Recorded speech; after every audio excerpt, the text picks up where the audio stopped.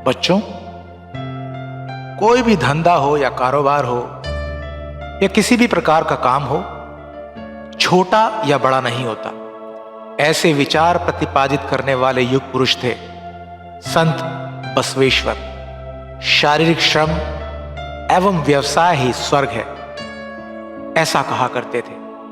संत बसवेश्वर का जन्म 12वीं सदी में कर्नाटक के बीजापुर जिले के इंग्लेश्वर बागेवाड़ी गांव में सन 1105 ईसा में हुआ।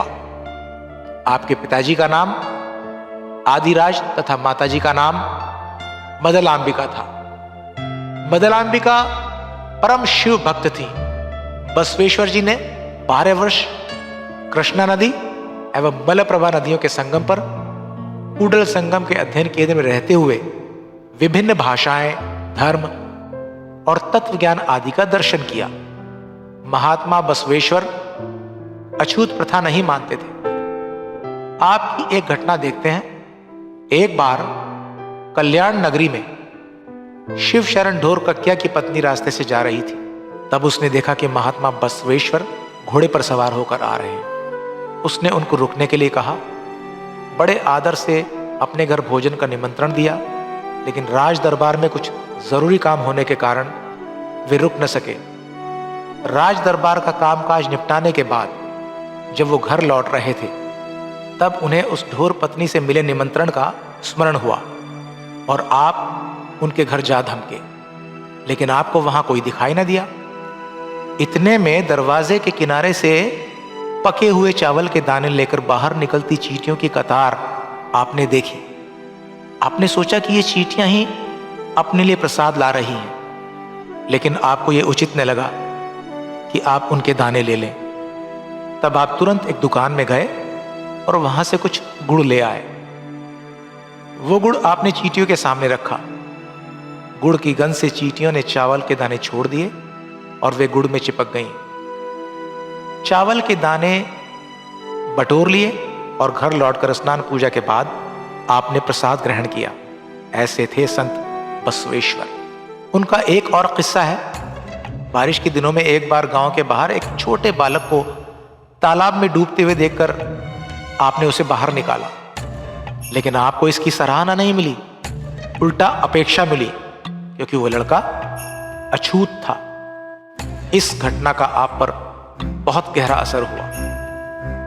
उम्र के 8वें वर्ष आपका जनेऊ करने का अवसर आया। उस अवसर पर आपने धर्म की रक्षा करने वाले लोगों से कहा, मेरी बड़ी बहन नागाई का संस्कार पहले कीजिए, बाद में मेरा। उन्होंने कहा, स्त्री शूद्र होती है, उसका ऐसा संस्कार नहीं किया जा सकता। तब आपने कहा, स्त्री अगर शूद्र होती है तो उसके उदर से जन्म लेने वाला भी शूद्र होना चाहिए, है ना? माता शूद्र, लड़का पवित्र। ऐसी बात मन को नहीं भाती। जब तक आप इसका सही ढंग से उत्तर नहीं देते, तब तक मैं संस्कार नहीं करूंगा।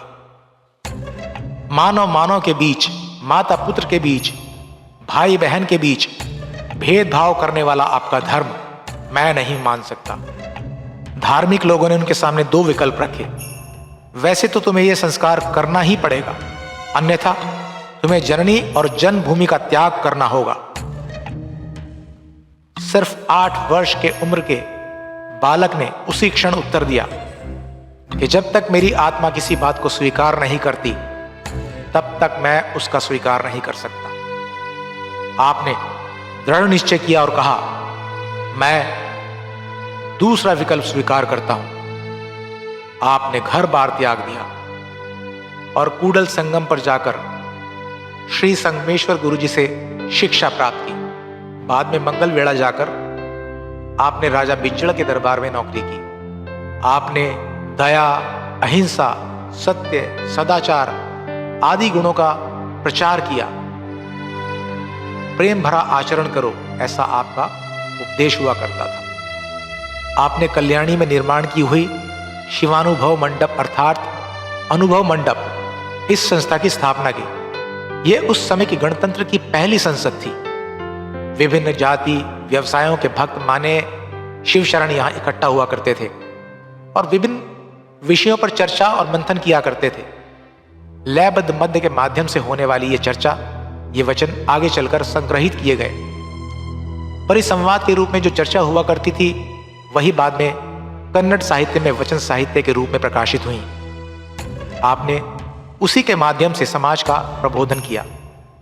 आपने देश के प्रधानमंत्री श्री नरेंद्र मोदी जी ने लंदन में थेम्स नदी के तट पर स्थापित बसवेश्वर जी की मूर्ति का अनावरण करते हुए विश्व के समक्ष इन्हीं गुणों का खुलकर गौरव किया। इन वचनों का 23 भाषाओं में रूपांतरण किया गया। दिनांक 28 अप्रैल 2017 के दिन बसवेश्वर जयंती के शुभ पर्व पर माननीय नरेंद्र मोदी जी के हाथों देश को समर्पित किया गया। जिनके पास पैसा होता है वे ही मंदिर बांध सकते हैं, किंतु मुझ जैसा गरीब आदमी चाहते हुए भी कि काम यह कैसे करूं, सही माने में मेरी देह यही एक मंदिर है। मेरे पैर मंदिर के स्तंभ हैं, सिर मंदिर का सुनहरा गुंबज है। हे भगवान, चेतना का अंत नहीं। हम देह रूप में मंदिर में भगवान को देख सकते हैं, इसीलिए अचेतन मंदिर की अपेक्षा चेतन देह यही सच्चा देवालय है, ऐसा उन्होंने एक स्तोत्र में कहा। यह महान संत सन 1167 ईसा में उम्र के 62वें वर्ष संगमेश्वर के साथ एकाकार हो गए। कृष्णा नदी और मलप्रभा नदी के संगम पर आपका समाधि स्थल है। इस कथा से हमें यह शिक्षा मिलती है कि स्त्री और पुरुष समान होते हैं। शारीरिक श्रम तथा कोई भी व्यवसाय निम्न या उच्च नहीं होता।